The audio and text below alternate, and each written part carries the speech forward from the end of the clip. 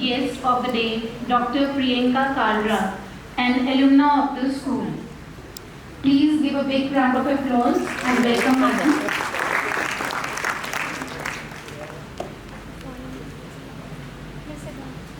Dr. Priyanka Kalra is a distinguished consultant psychiatrist and a child and adolescent specialist. She is also the director of the Global Child Wellness Center, the only center in North India dedicated to child and adolescent behavioral health as well as adult mental well-being.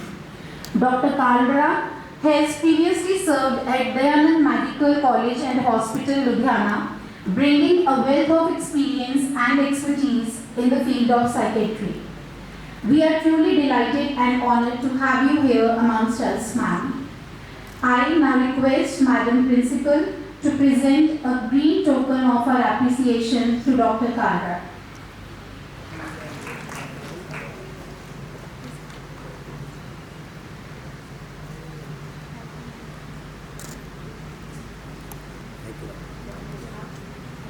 Thank you, ma'am.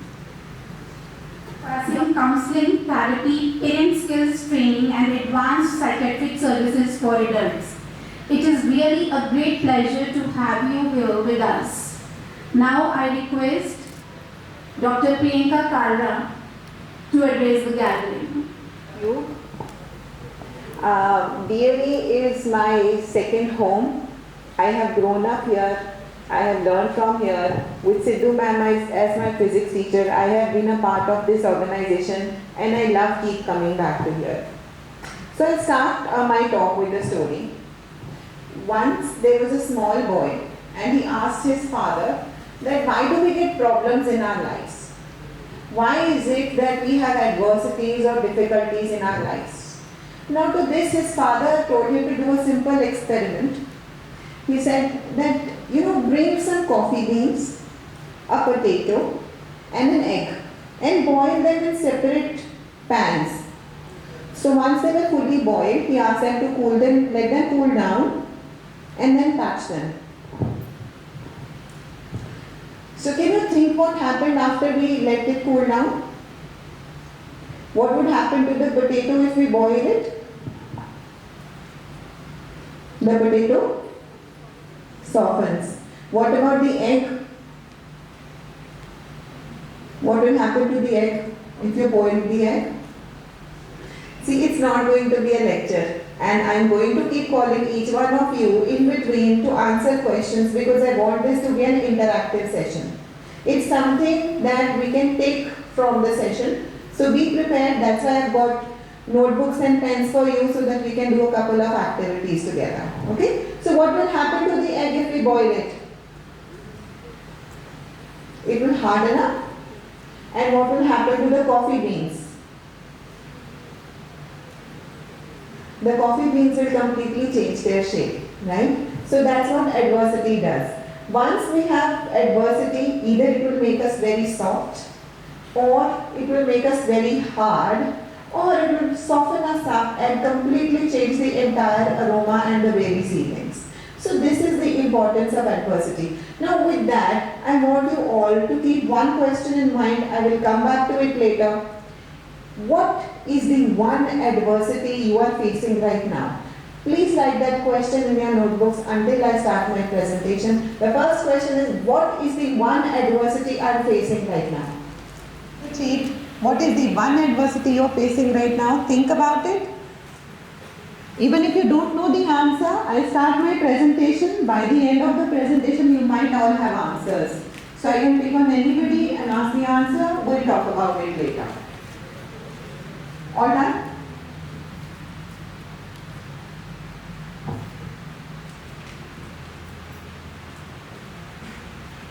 So while you all ponder what is the adversity you are facing right now, I will tell you one adversity I as a child and adolescent psychiatrist face every day. And I see that it's a problem that our nation, our world is crippled with, and we are not finding a solution for it. So here I am going to discuss a problem with you, and I'm trying to ignite some sparks. Maybe you can give me some answers. I'm going to talk about how AI is transforming early childhood intervention. Early childhood. Early childhood means when a child is less than 5 years of age. Does any one of you have any sibling, cousin, family member who is less than 5 years of age? Give me a raise of hands. बस आपके चाचा, मासी, ताया किसी के बच्चे छोटे हैं 5 years से कम? Okay. And does any one of you have any child who is not speaking or who has speech delays, like they're 3 years old or 5 years old and they're not speaking too many words? Okay. So I will tell you one story. I don't think, okay. Yeah. So I'll tell you a story of Ritika. Ritika is a mother who came to me. Her son is 2 years old and her son Arab wasn't speaking. So when she came to me, traveling a lot of distance and reached me, she told me my son isn't speaking. By the time वो मेरे तक पहुंची, already वो travel में काफी time लगा चुकी थी. 3-4 जगह पे वो दिखा चुकी थी doctors को कि my son isn't speaking. You know what is the amount of language we are supposed to have by the age of 2 years? Any idea? By the age of 2 years, you are supposed to speak small words like mama, baba, not just words, but use them in phrases. Mama, aa jao, chalo chale, duddu de do. You understand? So 2 word phrases have to be spoken. And some children are not speaking that. So by the time this mother is coming to me, she's already spent 10,000 on screening and she's already been on wait lists. And she's already spent 1.5 lakh of money in trying to get the tests done. And the diagnosis. आपको पता है कि जब बच्चे बोलते कम हैं तो उनके क्या क्या diagnosis हो सकते हैं? See, a lot of terms that I'm going to be using are going to be new.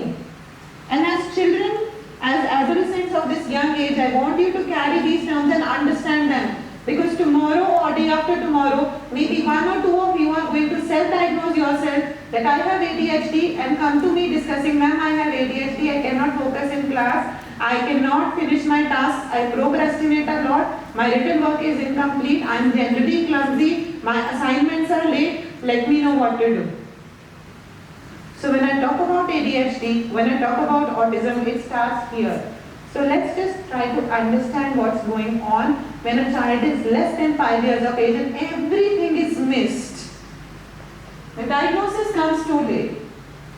But my question is, what if we develop a tech that allowed a mother in rural Punjab to get the diagnosis done in just under 20 minutes? Wouldn't that be awesome?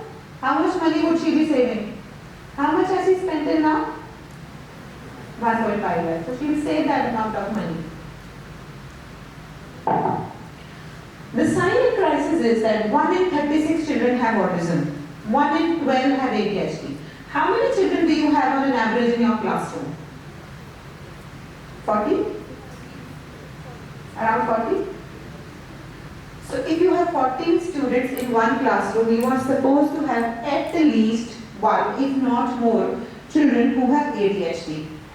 Have you ever thought why is it that you only make spelling mistakes?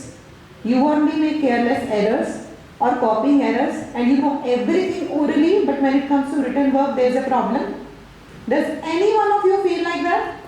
Can we have a raise of hands? Anybody who feels written work is a task and I'm not able to do that? Nobody? Okay. Somebody is being honest, everybody else is shy. Okay. And I think teachers will know that better. In their classrooms, do they feel students are there who do a lot of careless mistakes but they know more than what they write? Teachers, can I have a feedback from you? Are there students like that? Yes. So when we say that children have ADHD and they are underdiagnosed up to 6 years of age, you know what happens? Their brain growth doesn't happen. Their ability to communicate doesn't happen. And they are not able to make friends. They end up having depression. And they have all of the tools that we use in our world are in English. So they have lifelong consequences. You know what? I want to educate you a bit about the healthcare system. How many of you have relatives who have gone to Canada or UK? Huge number. And do they have children over there? you who have children over there, suppose something is requiring medical attention. Do you know what is the waiting list? A lot of waiting list. So if I talk about this woman Ritika, if she was staying in Canada, the first assessment that she would get is 6 months, just getting the diagnosis. And the first assessment for treatment is 2 years. By the time the child receives intervention for autism, for ADHD, for anything, it is already that the child is around 3 years of age. By the time his nerve connections have formed. You know what is pruning? Our brain has a lot of nerve connections and they are very, very rich connections. With age, we have very specific connections that help us communicate, that help us grow, that help us formulate our thoughts.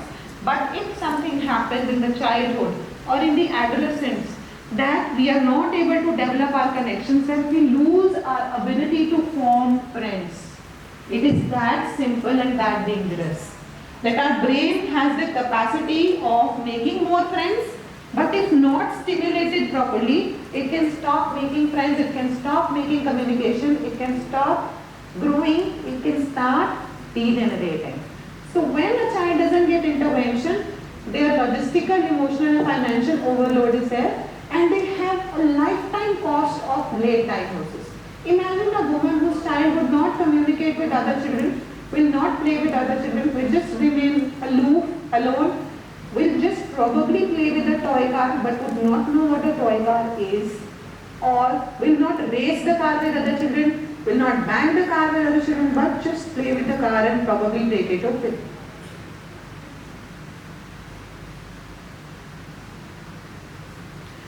So what we have done, and why I am sharing this with you, is what we have done is we have developed an application that will help parents make the diagnosis, that will help parents make the identification at a very, very early age in around 20 minutes of time, and then identify what problem their child has, surpassing all of that distance, all of that time and all of that money, and saving time on their hands to reach to a diagnosis.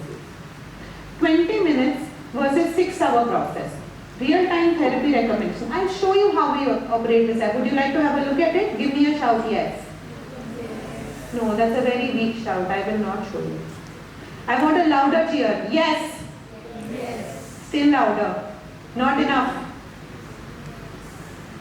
On a count of 3. 1, 2, 3. Say yes. Yes. Good. Video 1.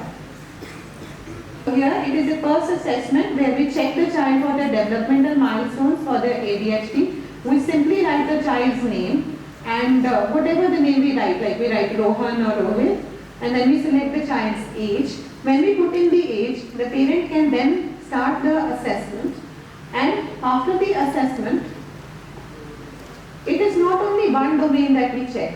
You know how we check IQ for youngsters? We check multiple domains like communication. You'll have to bear with me for less than a minute till we reach 60 questions, like communication, social emotion questions, where the child definitely understands कि मुझे बाकी बच्चों के साथ कैसे खेलना है.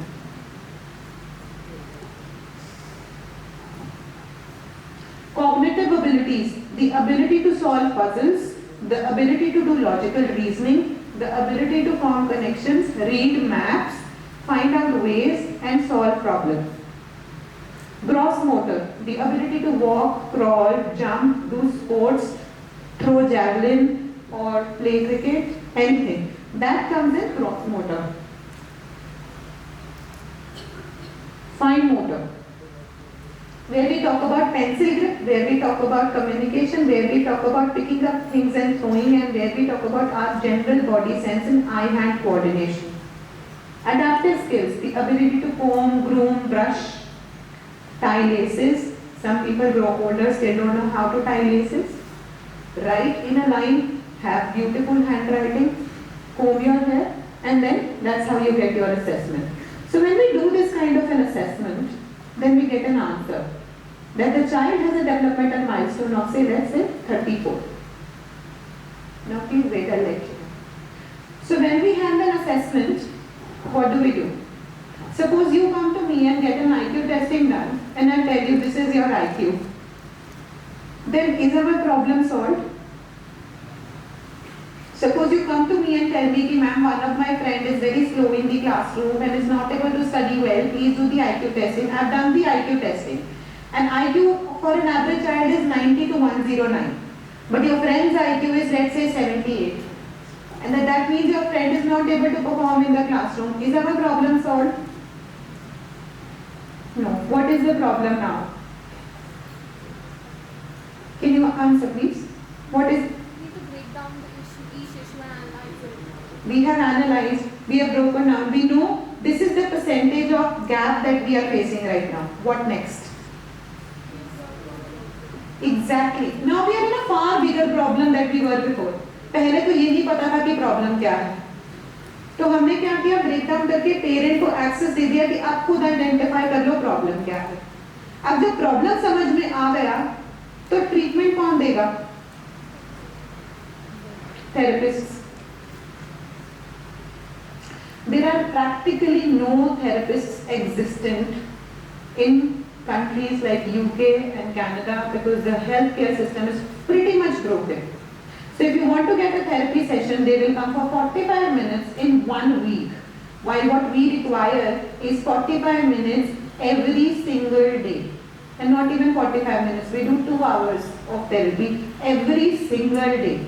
And if you compare it with 45 minutes once a week, the child who should be getting intervention or the adolescent who should be getting intervention is not getting it. So what do we do? Is there something you think we should be doing now?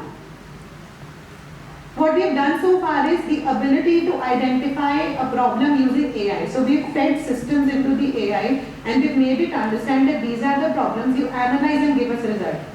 But for therapy, what can we do? Is there something we can do still with AI? Do you think we should be doing something about it? When there are no therapists, when therapy is expensive and problems are there, what should we do? We can use AI to build systems, to create therapy sessions, not only for children but for adolescents, and we have done that. Video 2 please. Dashboard. We choose which child we want to do therapy for. We identify the therapy goals and we start the therapy sessions.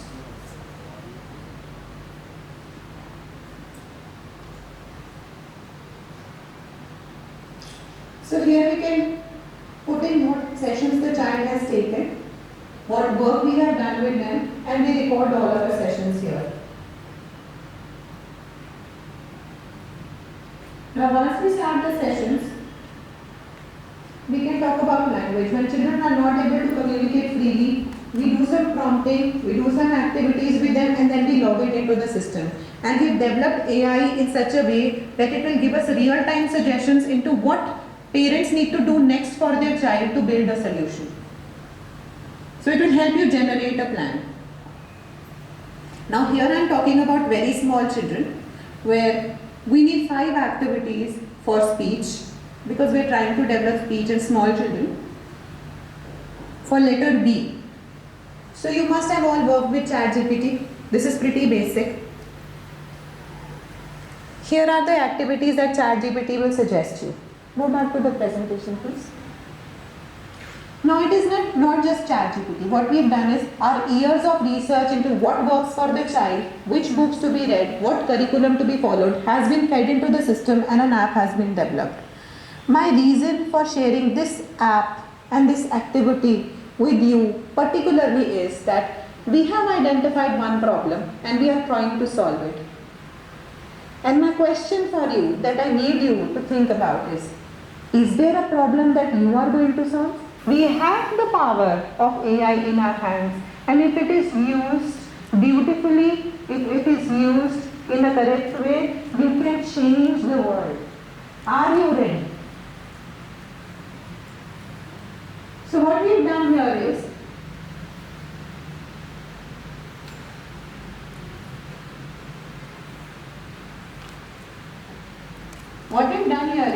we have identified screen children and we've started therapy within a week. We've let go of all the waiting lists. We've helped parents save money. We'll help them to reach out to their children and develop activities and then develop a system with them to get back to us. Around 10,000 families have been reached in the past 6 months. It is also an equitable access to all parents.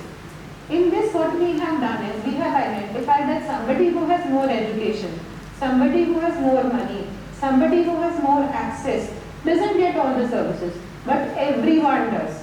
It doesn't limit between men and women, it doesn't limit between social status. So this is the power of technology. This is what I want to ignite within your minds and within your hearts. You might find this proven, you might find that we want to do other things like play and have fun and talk. But really, the future is in your hands. You are going to go out in the world and find out more problems. And then the question is going to be up to you. Whether you are going to remain stuck on the problem or whether you are going to use the services available and find a solution. Now for that, what I am going to do is, what we have done here is we are building time, we are building access and we are building hope. And we are trying that no child is left behind because of their PIN code, because they are in some far off village, because they are not Indian national.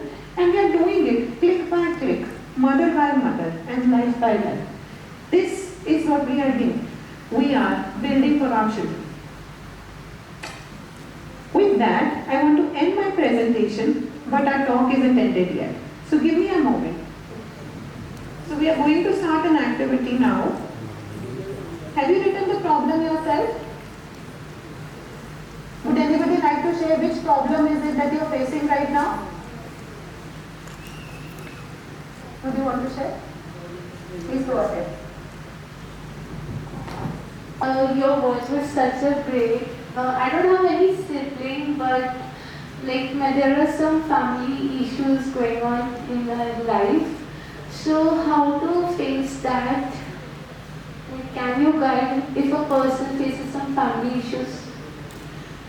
Very well asked question. So the first thing in trying to solve a problem is voicing it out. Understanding that you have a problem. Because many of us are bottling up inside. There are family issues that are beyond our control. There are circumstances that are beyond our control that we cannot change them. Sometimes we don't know whom to talk to. Sometimes we don't have trust that even maybe our closest of friends will be able to handle that problem or our teachers. But if there is a problem, try reaching out, for which I commend you truly. Try talking to your class teacher, counselor, or if not that, if you feel you need a more personal and a secure space, reach out for therapy sessions. That is where you can identify whether the problem is of such magnitude that you require assistance or whether your family intervention is also needed. Sometimes we think about things incorrectly. Sometimes the problem is only that big that we cannot solve it alone. So we need support. And as human beings, we cannot solve everything on our own. We need help. So please don't be shy in asking that. I would welcome you anytime, any day to come over and have a discussion. We can talk about what the problem exactly is and then talk about it. Thank you. Anybody else would like to go on for a question? Yes. Ma'am, my question is, how can we manage stress and anxiety in our daily lives? Stress is required. In our language, we call it eustress. And if the stress is too much and it is impairing our ability to think and work, then it is called distress.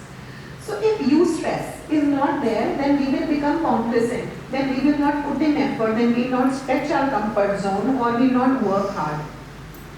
So when there are September exams coming up, the kind of stress that you feel is very valid. It should be there because then it pushes our system to work hard, plan better. If it is distress, then if you are facing symptoms like anxiety, palpitations, your thinking impairs the ability of you to answer questions or sit still in the classroom or there is profuse sweating, you can seek medical assistance. But in general life, if you really want to do things, then the first thing I would ask you to do is prioritize. What you exactly want to do. Break it down into smaller chunks. There is one simple technique that's called Pomodoro technique. Pomodoro technique means you can up also. Pomodoro technique means when you sit down to study, have big study chunks. Like first 20 minutes you study, then you take a 2-3 minute break, then 20 minutes study, then break, then study, then break. So that in those 20 minutes, you are completely focused that this science test I have to finish. And you put your phones aside, you put every other accessory aside, no TV, no talking to anybody, just focusing on one task, then taking a break. One of the problems that we are facing these days is we are hyper connected and we are constantly distracted by stimulation. Whether it is Instagram, whether it is Snapchat, whether it is talking to friends, whether it is online gaming or whether it is online shopping. It is ruining the way our brain is supposed to operate. So in case we really want to stop that, we need to understand that studying will happen when we let our distractions be aside. So Pomodoro technique is one you can follow. Any other questions till I move on to the next one? Yes, please. What are some common mental health problems that young people face today and how they can be addressed? So one of the most common problems that I'm facing with youngsters these days is anxiety.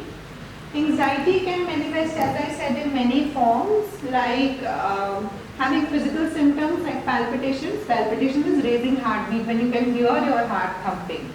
And increased sweating, butterflies in the stomach, inability to communicate with other people, which leads to sometimes panic attacks in the classroom, missing school, not attending tests. And also, when there are repeated panic attacks, we call it panic disorder, this leads to school absenteeism. So school refusal is something that is very, very common, that students stop coming to school because they are very anxious. And in addition to that, there is depression also, that they feel sad, less motivation, that they do not feel like doing anything. And very important third and a very odd problem is OCD. Is anybody aware of OCD? Yes, many children have OCD also, like they feel contamination and dirt are something that they do not want to touch, like door handles or pencils. They feel like washing hands multiple number of times and then they feel very upset about it. So it is a crippling disorder that leads to repetition of activities and then it doesn't let them go. So OCD, anxiety and depression are three main common problems. If the severity is too much that it is not allowing them to sit and study in the classroom, then we encourage students and parents to come to us to seek treatment, because we do CBT, that's called cognitive behavior therapy, where we change the way things are thought and we change the way things are approached so that the problem is lessened, or we start medication.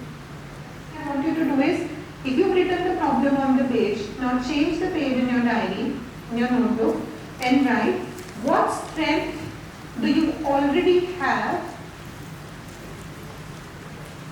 What strength do you already have and what can help you rise above it?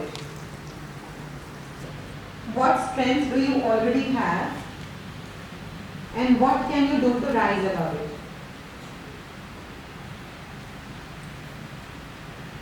Would anybody like to answer this question?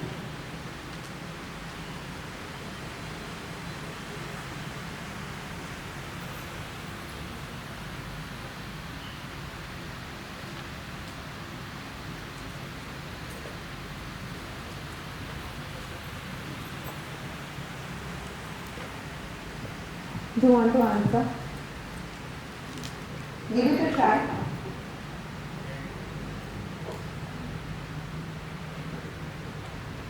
Need to write down.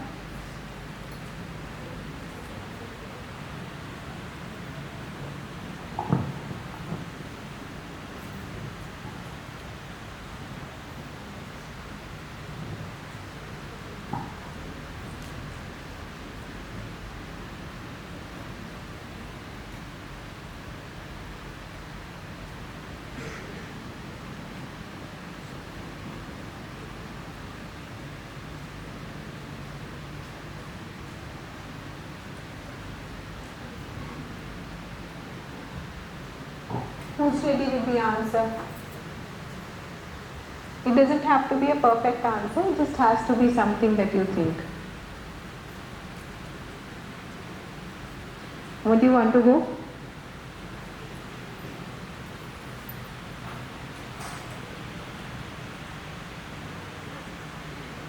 No? know, is it a tough question?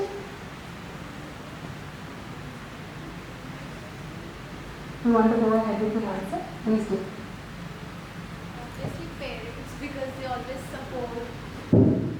Parents because they always support you, they always encourage you.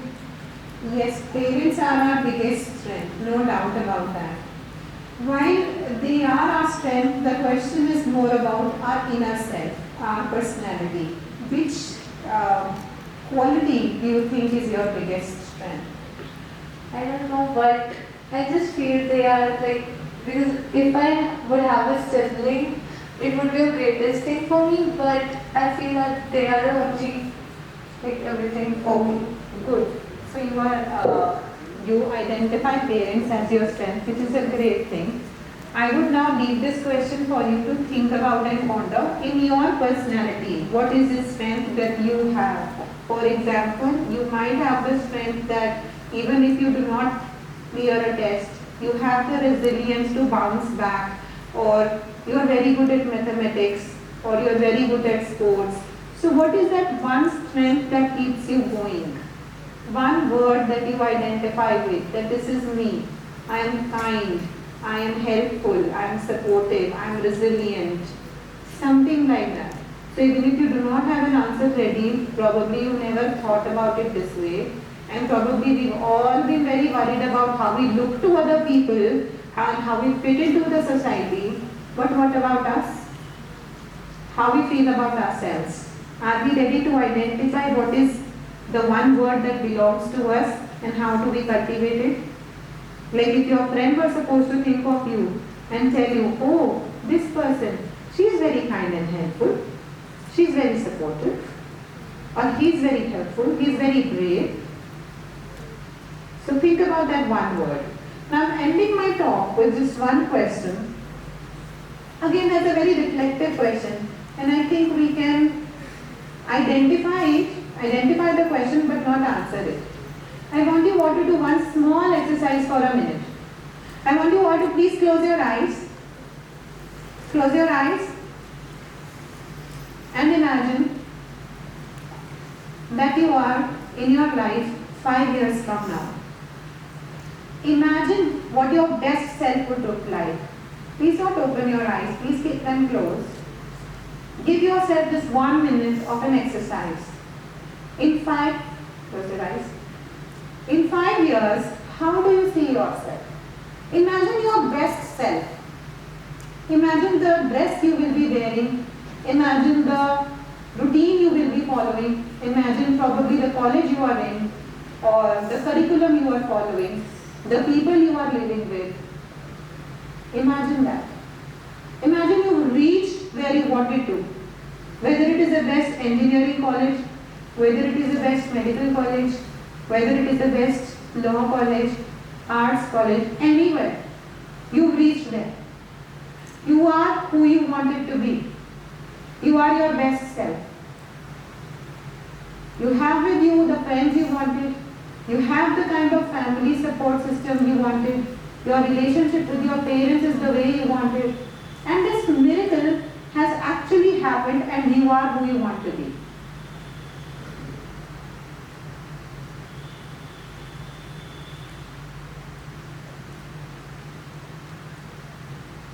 From day beginning to day end, you spend your day exactly the way you want.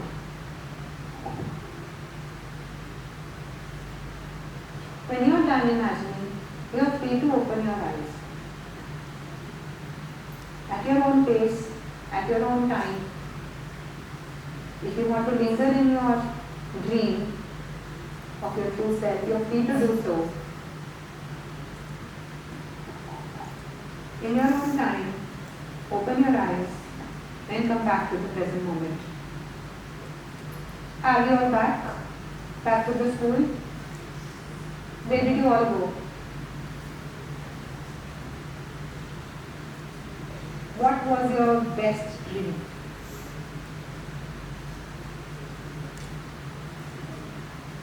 You want to answer? I'm asking you. Yes. That I am in a medical college studying, and really passionate about biology. So How did it feel? it felt very nice. Did you feel relief? Did you feel that you are where you wanted to be? Yes. If that doctor were to give an advice to you now, what would that be? Stop overthinking and just go it. Yes. Give her a round of applause, please. Why? Because we have inherent capacity within us to imagine and become who we want. But we limit ourselves with our thoughts. And ourselves do not allow us to get where we can be. So if this question, I do not ask answers, I want you to think. I want you to think of the answer, and this is my last question of the day. If your 5-year-old self, where you have been right now, could give advice to you now, in present, what would that advice be? She thinks that she does not need to overthink. She just needs to go one step at a time, 100% effort, 100% dedication, and then stop extra thinking. Very good effort. Think that is it. And what would your older self give an advice to you?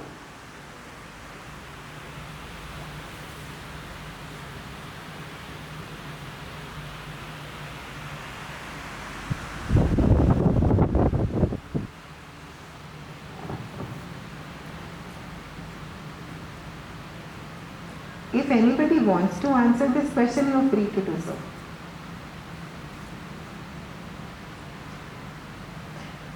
You want to? Go ahead. Leave everything onto the God. Leave everything onto the God, but keep working hard. Keep working hard and do not worry too much about the results.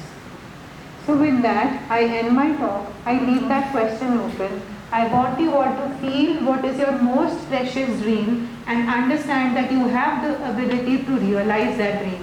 Whether you know it or not, you can reach where you want. To each of you, your dream may be entirely too personal. You may want to become a sports manager, you may want to become a sports player, you may want to become the world's top lawyer or a top entrepreneur. Please understand, you can do it. But how you reach there is how we think about ourselves. So with that, I thank you all very much for being a very cooperative audience and listening to me and giving me time. Thank you.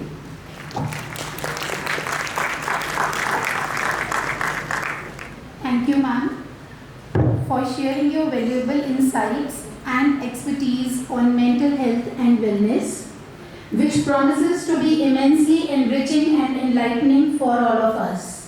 Now I request Madam Principal to present a trophy and a shawl as a token of gratitude to Dr. Priyanka.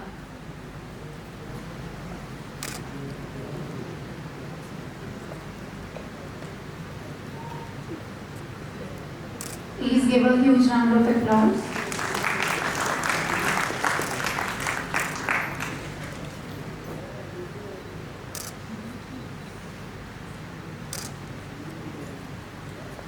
Well, a very good morning to everyone.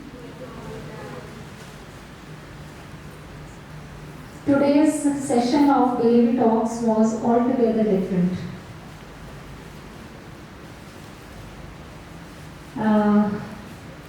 Dr. Priyanka, who has been a student of our school, passed out in the year 2003, right? And I was lucky enough to be her physics teacher. I must say, I must admit. Theirs was a wonderful batch. All students so focused. Now I call her Dr. Priyanka Kalra, but that time she was Priyanka or Priyanka Kalra. Then Nupur, then many more students. I think Richie was also there with you. Yeah. Many students, I'm forgetting the names now. All of them focused, really committed, and they all are doing wonderfully well. Most of her class fellows are doctors. Most of them are well qualified, well established people in the medical field and contributing to the society in a big way. Some are here in India, some are settled abroad. But I think that is the purpose of education. Mostly it is written outside educational institutions, सीखने के लिए आओ और सेवा के लिए जाओ. Come to learn and go to serve. And they are serving the society in big way. And Dr. Priyanka is a well-known name, not just in Ludhiana, but I must say in North India. She is a reputed doctor, a very fine human being, very helpful, always available, smart, intelligent, dedicated. And I think these are some very, very important ingredients for making a happy life. And that is the end purpose of all of us. Or even if I talk about you all, dear students, you want to be happy. You want to be successful. You want to chase your dreams. You want to achieve your targets. You want to be what you want to be in life. But what is the end result? You want to be happy. Everybody wants to be happy. But through her talk today, you have been shown the path, right? I tell you, I must admit, initially, as the presentation started, I was a bit confused. That's what I've said. It was altogether a different presentation, a different kind of talk.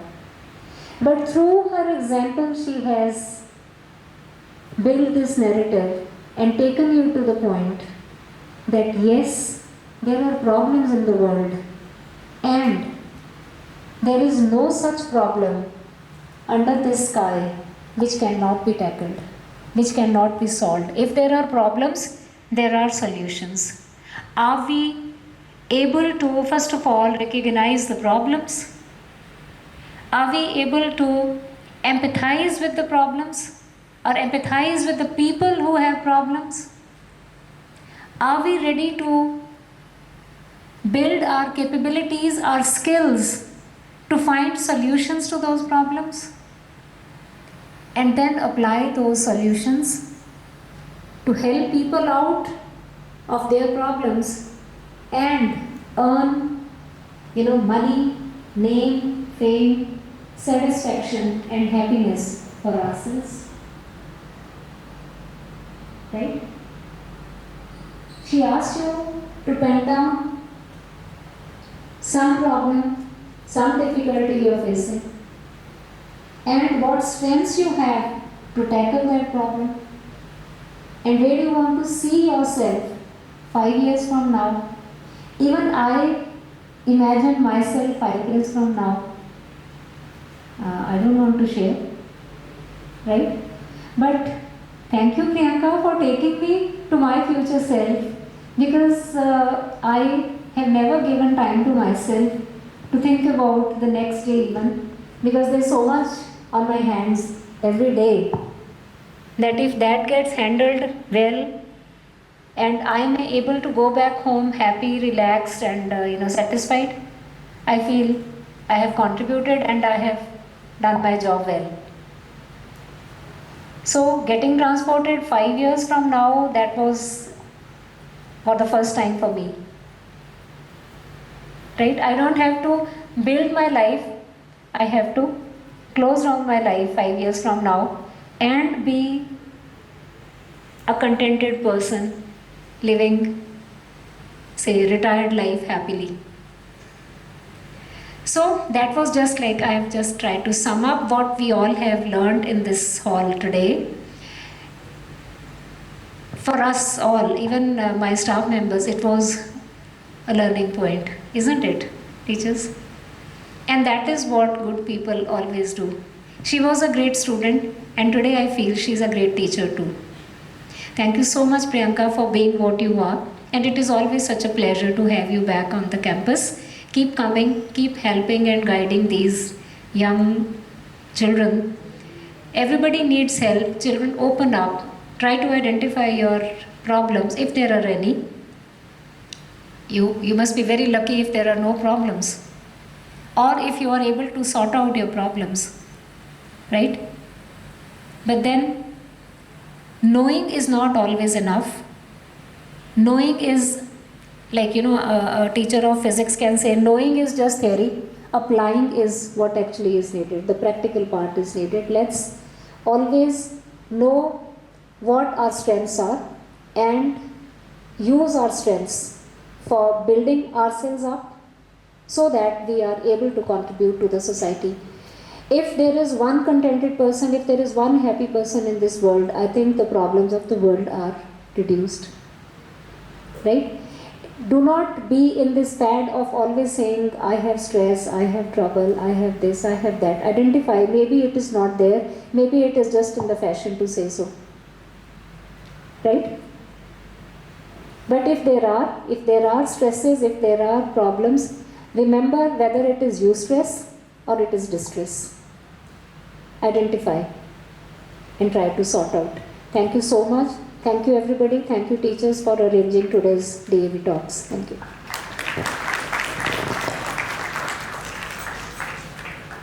Once again, thank Dr. Priyanka Kalra to be here with us and to share her valuable experience with all of us. Thank you, ma'am.